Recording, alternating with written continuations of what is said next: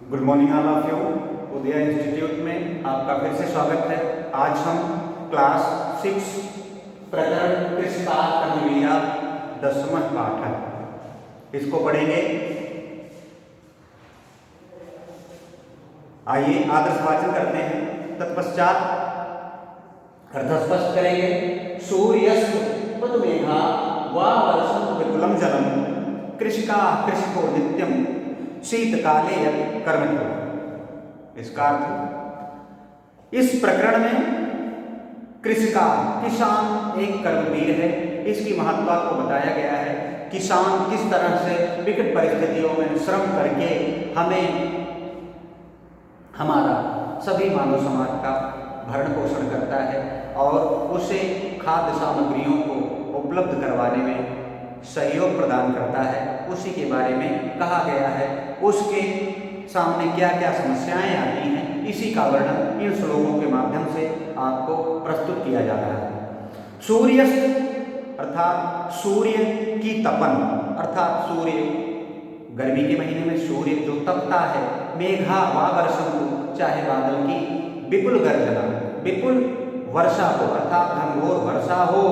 कृषिका कृषक, कृषिको किसान और उसकी पत्नी कृषिको नित्यम प्रत्येक दिन शीतकालो कर्मठो, चाहे शीतकाल हो अर्थात ठंडी का महीना हो, गर्मी का महीना हो या वर्षा का महीना हो, तीनों स्थितियों में किसान अपने काम को नहीं छोड़ता है, अपने पत्नी के साथ खेतों में काम करता है, अर्थात कृषिकाल कर्मवीरा। अगले श्लोक,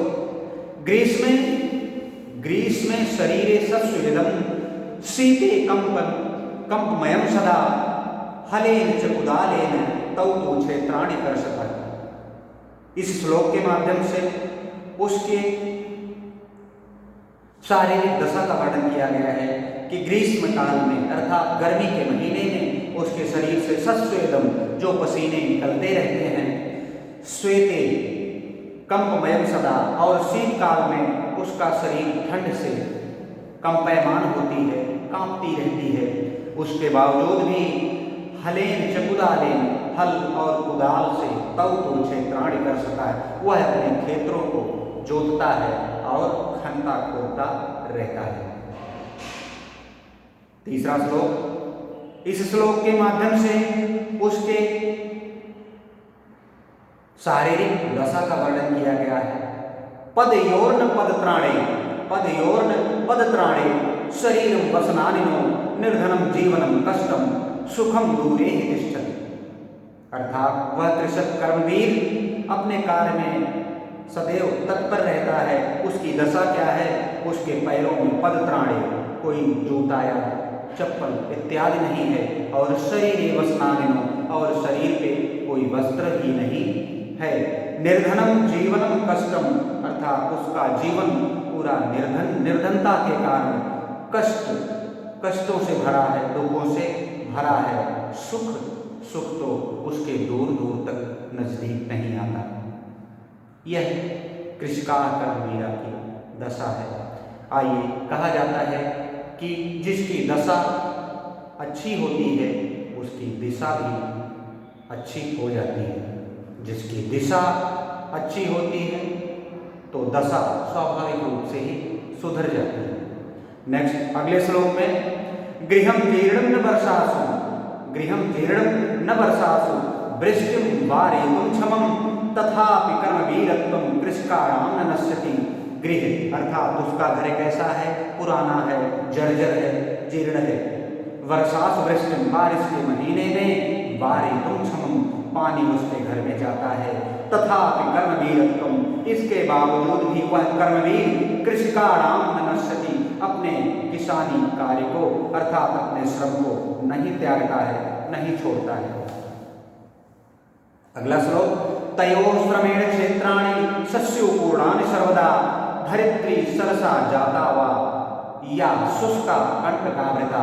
तयोः श्रमेण, इसके बावजूद भी श्रमेण, वह श्रम क्षेत्राणि अपने खेतों में करता रहता, अपने क्षेत्रों का श्रम नहीं छोड़ता। शस्योपूर्णानि सर्वदा, जिसके कारण उसका खेत पूर्ण रहता है, फसलों से भरपूर रहता है, अर्थात फसलें लहलहाती रहती हैं। धरित्री सरसा, धरती चाहे शुष्क हो, धरती चाहे शुष्क हो अथवा कठोर हो, उसके बावजूद भी किसान उस धरती को खोद खाद करके अपने उपजाऊ शक्ति को बढ़ा करके अपने खेतों में फसलें लहलहाता है।